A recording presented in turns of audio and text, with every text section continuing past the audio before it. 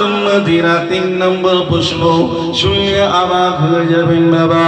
3 নম্বর প্রশ্ন, আল্লাহর ওলিকে করা হয়েছিল জুনায়েদ, তুমি 2টা উত্তর দিয়েছো, সঠিক হয়েছে, কিন্তু এই উত্তরটা আবার জানতে হবে। ও জুনায়েদ, তোমার আল্লাহ জান্নাতের ভিতরে 4টে নহর বানিয়েছে। কটা নহর? 4টে নহর। বলো, 4টে নদী আছে, বলুন কিসে কিসে? 4টে নহর আছে।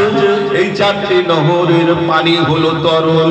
1 নম্বর হলো মধু, 2 নম্বর হলো দুধের, 3 নম্বর হলো শরবতের, আর 4 নম্বর হলো স্বচ্ছ পরিষ্কার পরিচ্ছন্ন পানি। এই 4টে নদী, এই 4টে তরল বস্তু একই জায়গা দিয়ে যায়, একই জায়গা দিয়ে যাইবে। জান্নাতের সমস্ত মানুষ পান করবে। এই 4টে তরল বস্তু একসাথে এক জায়গা দিয়ে যাবে, অথচ কেউ কারোর সঙ্গে মিল হবে না। এইটা কি মেনে নেওয়া যায়? এর যদি বাস্তবে কোনো প্রমাণ থাকে, এর যদি কোনো বাস্তবে প্রমাণ থাকে, জুনায়েদ তুমি দিয়ে যাও, তোমাকে ছেড়ে দেব।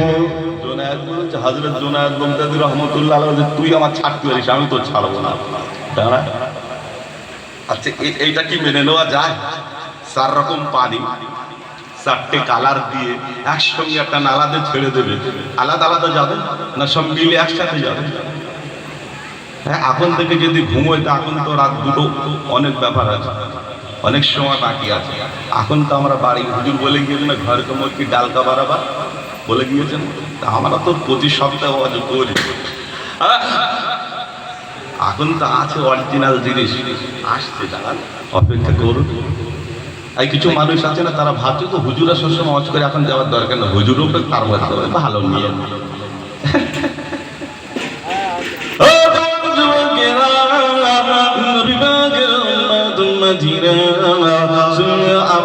যাবেন বাবা।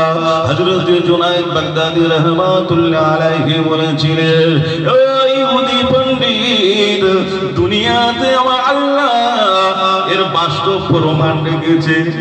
বলছে কি, তাহলে উত্তরটা দাও। এই উত্তরটা শুনতে চান না? চান না? হ্যাঁ না, থাকে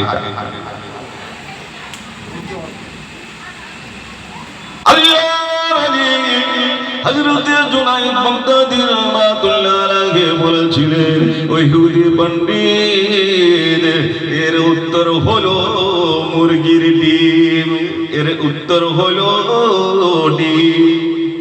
ইহুদি তখন ভুল ধরে বলতে, কি করে হলো ডিম? এর উত্তর কি করে হয়? আপনারা কেউ জানেন এর উত্তরটা? ইহুদি পণ্ডিত বলে, হযরত জুনায়েদ, এই উত্তরটা মেনে নেওয়া যায় না। হযরত জুনায়েদ বাগদাদী রাহমাতুল্লাহ আলাইহি বলেছিলেন, ইহুদি পণ্ডিত, কেন এই উত্তরটা মেনে নেওয়া যায় না? তাহলে উত্তরটা, তুমি যে ডিম দিয়েছো, ডিমের উপরের অংশটা শক্ত না নরম? শক্ত না নরম? কথা নেই বলেছে। আল্লাহ হযরত জুনায়েদ বাগদাদী রাহমাতুল্লাহ আলাইহি ওই সময় বলেছিলেন, ও ইহুদি পণ্ডিত, তুমি ঠিকই বলেছো, ডিমের উপরের অংশটা শক্ত। যখন ডিমটা পেটের ভিতরে থাকে, সেই সময় কি শক্ত থাকে না নরম থাকে? নরম থাকে। কেন বলতো জেনে গিয়ে নরম থাকে। উপরের খোলাটা নরম, তার নিচের ঝিলটা নরম, তারপরে একটা তরল পানি আছে, তারপরে কুসুম আছে, 4টে একই সঙ্গে আছে, অথচ কেউ কারোর সঙ্গে মিল নেই। এটাই হলো কুদরতি খেলা। বলুন সুবহানাল্লাহ। মিলল? আল্লাহ দুনিয়াকে সৃষ্টি করেছেন আখিরাতের উদাহরণ স্বরূপ। আখিরাতের উদাহরণ স্বরূপ আল্লাহ তার বান্দাকে বাঁচানোর জন্য এই দুনিয়াকে আখিরাত